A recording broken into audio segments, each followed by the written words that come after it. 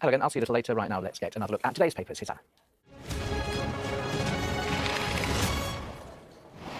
Well, hello there, watching the press preview, a first look at what is on the front pages. Time to see then what's making the headlines with the political commentator Adam Bolton and the Daily Mirror columnist Kevin Maguire. Try and say it. Welcome to both of you, lovely to see you. So to the front pages then, let's kick off with the Times. It leads on the news that the UK is on the brink of a deal that would initially see around 50 small boat arrivals returned to France each week. The Guardian adds that the talks over a migration deal were deadlocked, with negotiators haggling over how much Britain would pay towards the cost of policing small boat crossings. The Sun also features that story on their front page. It's not impressed, describing the plans as a kick in the galls.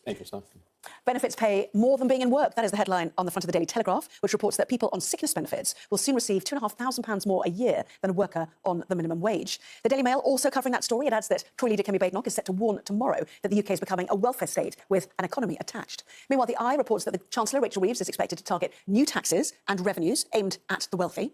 The Daily Express reports on the fury over doctors announcing a 5-day strike at the end of the month after rejecting Wes Streety's offer to improve working conditions. The Metro carries news of the sacking of Red Bull Formula One team principal Christian Horner, 17 months after sexting allegations. He was cleared of wrongdoing after an investigation into that. That's where also featuring on the front of the Daily Star, the headline, Red Bull gives you the boot. The Financial Times reports that Nvidia has beaten Apple to become the world's first public company to reach $4 trillion in market value. So, to Adam and Kevin, and let's kick off with the bilateral talks tomorrow. The state visit continues, and Adam, now down to the nitty-gritty, which is largely focused for the newspapers on migration and the small boat crossings. That's right. The Guardian is looking at the picture in the whole and is saying that they haven't agreed yet on how much more that the UK should give to the French to police the beaches. Incidentally, statistics come out quite interesting that although the French police have been more aggressive, we've seen them puncturing boats and things like that, actually there's been a drop in the number of attempted sailings that they've tried to stop, that they've only stopped about 30% with their new aggressive tactics, whereas reportedly their previous tactics were stopping about 40% of boat launches. But this also reflects the fact that there's been a shift in tactics by the smugglers, that they now have bigger boats out in the water rather than smaller boats being pushed out off the beaches. Anyway, that's what the Guardian's saying. The Times is saying that there has been a deal done, which is this 50 migrants a week will be set back to France.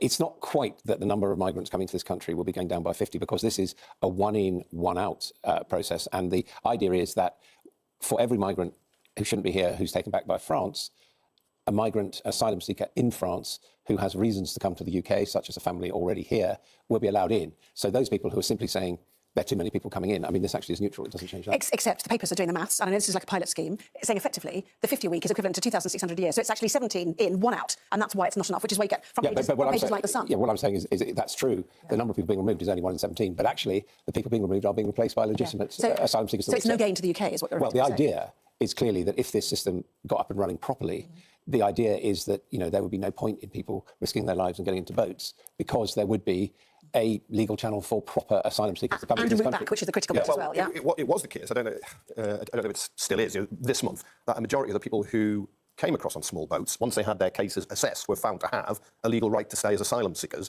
and often because of those family ties. So it's one, given a safe and legal route in to those people who are now paying the people smugglers and fueling that trade. And then the second is the deterrent for those who wouldn't be deemed entitled to stay here, and they would go back. Now, 50 a week, I can get why papers do 50 a week, because it's all about how few it is, rather than doing 2,600 a year, which is still a relatively small number of 40,000. However, 4,000, I think it was last since the election. Well, that's you take that, but of course it's got to be very serious. But that's still 2,600. It's still considerably more than Rwanda, which is only going to be a few hundred. So that takes us to the deterrent. So if you're a deterrent, 700 million on Rwanda and only 4 volunteers took trips there. There's only a few hundred got to go. So there was a deterrent, and the deterrent effect was always argued you might be selected as one of the several hundred who would go to Rwanda, and that'll be a deterrent. This surely, if you're going to be sent back after paying your £1,500, £2,000, whatever it is, to go on a boat, this will be a bigger deterrent because there are more people being returned. So the whole idea of the deterrent, which was rejected, Labour firmly rejected Rwanda, threw it out straight away, all gone. And yet we look at the deterrents we now see in America, with the ICE agents rounding people up where they think they might be working, people being shipped to a disgusting-looking prison in El Salvador, for example. Has the nature of what a deterrent is now changed as people battle illegal migration, do you think? Well, I think not as far as Europeans, including Britain, are concerned. You know, the whole message of the Entente Cordiale and the speeches that we've heard this week from President Macron, who's on the front page of The Sun, is that the Europeans are not Donald Trump, that they believe in the rule of law and they believe in respecting international conventions. Yeah, but what do voters believe in? And that's the crunch we're going to come to, isn't it, ultimately? I think most voters believe in the rule of law. There's a very noisy right-wing... Which means what in this debate, quite frankly, that those people shouldn't be coming? Or that you need to... No, you have to do things like this, is to process this, and you have to give people a legal route who are genuine asylum seekers. You accept the principle of asylum. Whereas in America, not only are they not accepting the principle of asylum, in spite...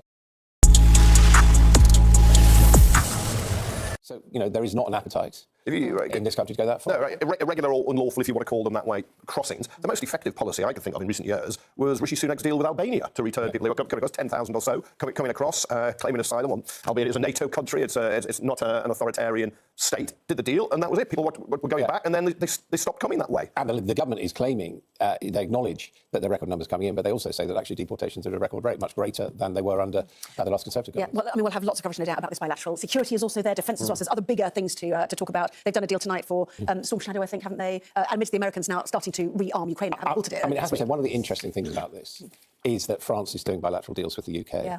And certainly after Brexit, the message was nation to nation, we're not interested. You have to negotiate with the whole bloc, the EU, rather than with France as a nation. But, France is a proud nation. And indeed, some of what they're agreeing with the UK is upsetting European Union partners. Spain, Italy, Malta. Because people will be going back and they say, well, if you accept the principle that you can send people back from one European country to another, then the point of entry is, generally speaking, not Spain, not France. So we'll go back to other But we've moved on from Liz Truss saying she couldn't decide whether Macron and France were friend or foe. And I think it shows the hard yards that Starmer gets a lot wrong. We've got some things are right. The hard yards you do on those personal relationships, the political relationships, can pay off to some extent. Although some can't resist a pun. No, I know. Which is fair enough, actually.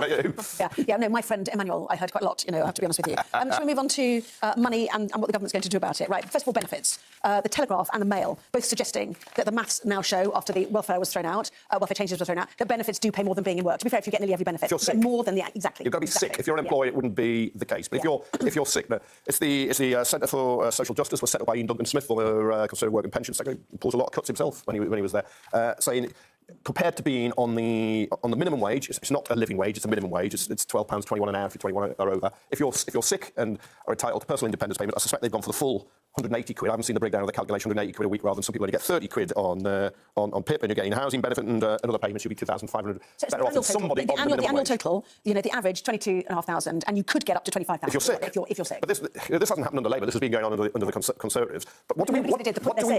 What do we want to pay people who are sick? I mean, how poor do we want people to be sick?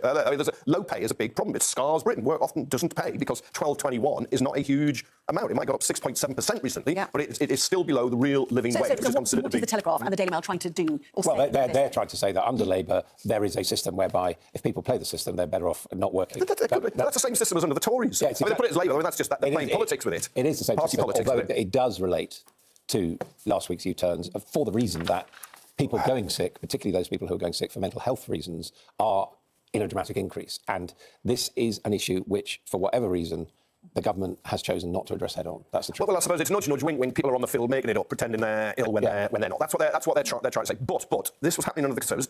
It's not under Labour. Well, it's under Labour now, but Labour's not created. Well, the number of claimants is. But what do you want to do? Do you want people who are sick to be in abject poverty, or do you want to increase the minimum wage, so people in work are paid more than people who are sick? Either of those I'd rather go for the higher minimum wage. Is the problem? Well, that itself is not affordable either, is it? If you take a look at the eye, we know there's a squeeze. The headroom is practically non-existent. We know they've boxed themselves into the smallest fiscal space you could possibly imagine. So what do they do, tampering around the edges if they're not going to do work taxes? What are they going to do? You say a higher minimum wage isn't affordable. People who are on the minimum wage are entitled to universal credit and housing benefits and so on. So we are subsidising low pay as taxpayers. If you want to cut the welfare bill, one of the ways to do it is to increase the minimum wage. It's George Osborne when he was Chancellor. He accepts. And in terms of salary... Oh, did I mention the table tennis table? Prime Minister's questions today, where Kemi Badenoch had one of her better outings, because first of all, she said to... In fact, the last 2 weeks... she said to... Well, last week, of course, we were taken over by Rachel Reeves' distress. But this week, she first of all said, are you going to break your pledge to increase VAT, income tax rates, and also employees' national insurance? And, of course, Keir Starmer said no. So then she said, well, what about a wealth tax? What about... thresholds of income tax, and there he fudged. He didn't give a straight answer. So people have drawn the obvious conclusion for that possibly he might consider a wealth tax, although he did say he didn't think it was a good idea. But certainly everyone expects now that the extension of the freezing thresholds will carry on. Which drags more people into tax if they get a pay rise, for example, which is called fiscal drag. People will get an inflation pay rise at the very least. So more people end up paying higher rates of tax. And Jeremy Hunt had it all planned ahead. If the Conservatives had won the general election and he was Chancellor, well, Rachel Reeves said she'd end it in 28-29, of course, which would have just been the year likely before the general election, because it costs billions. Right? You lose billions in here, brings in billions. Yeah, whichever way you want to look at it, but it looks like that will be postponed. Yeah. It's all fascinating. We've got whole months of speculating, haven't we? That's the yes. Long may we continue. It's just been the year likely before the general election. But of course, it costs billions. Right? You lose billions in here, brings in billions. Yeah, whichever way you want to look at it. But it looks like that will be postponed. Yeah. It's all fascinating. We've got whole months of speculating, haven't we? That's the thing. Yes. Well, may we continue? Coming up, we see with politics, though, because a former Conservative chairman has defected to Reform. Are the Tories on the ropes? It says here. We'll be back in a moment.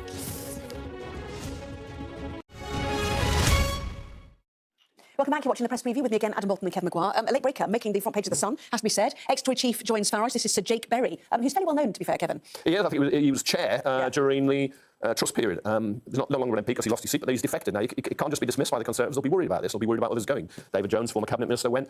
The Labour attack, of course, will be vote reform, get the Tories, get the same old Tories, the people who are in created the mess. But nevertheless, you can see on the right at the moment, there's been a realignment on the British right. It's going reforms way. Just had a statement from the Conservative Party, their spokesperson on this. We wish Jake well in his new high-spend, high-tax party. Reform support increasing the benefits bill by removing the two-child cap and nationalising British industry. By contrast, the Conservatives under new leadership will keep making the case for sound money, lower taxes and bringing the welfare bill under control. Anyway, that's their response. I mean, one could argue they're advertising reforms policies. Sir Jake Berry, or rather Sir James Berry, to get it correctly, is a prominent figure. He's quite young, very media-friendly. He's done a lot of work on the media. His old constituency was Rossendale and Darwin, which is an interesting one because it's flipped between Labour and Conservatives a number of times. Janet Anderson, remember her? She used to be the Labour minister, in fact, from Rossendale. Then it went to Jake Berry. Now it's gone back to Labour. And, I mean, I think all of this is just a sign that ambitious right-of-centre politicians are wondering, is my future best served in sticking with the Conservatives, or do things look better for Reform? Is that the best way that they can get back into politics, which, of course, is what they all want to do? And you know, we're talking about this. You look at the opinion polls, Conservatives can't win on their own, Reform can't win on their own. So however much they deny it and slag each other off, as you've just read out, the electoral logic, if Reform carries on as strong as it is for some kind of deal at the next general election. I mean, Starmer and Labour do see Reform as a threat, not the Conservative Party at the moment. The momentum is with Farage and Reform. And Jake Berry is a Northern Tory. Which is why the migration bilateral tomorrow with France is becomes so critical. And also one suspects that Reform will have bitten his hand off when he said, I want to come across, because let's face it, they are short of serious talent. Yeah, a little bit shorter after the revelations of an MP and COVID loans. Got voted in the last election. Just very quickly, let's do the Red Bull F1 team losing its principal, although you wouldn't know because it's mainly about his wife, isn't it, on the front page? Christian Horner would not be on the front if it wasn't for Jerry Halliwell. It's kind of the shout used to go up in newspaper newsrooms, get the wife, when a big boss resigns. And it sounds even more so as well. Tears as Red Bull axed Jerry's hobby. Yeah. I mean, younger viewers may not know who either of them are. At least they've got him on the front. She used to be called Ginger Spice, and she now doesn't like being called by bit of dad dancing here, Adam. Ginger Spice or whatever. Adam, we've run out of time. Thank you both very much indeed.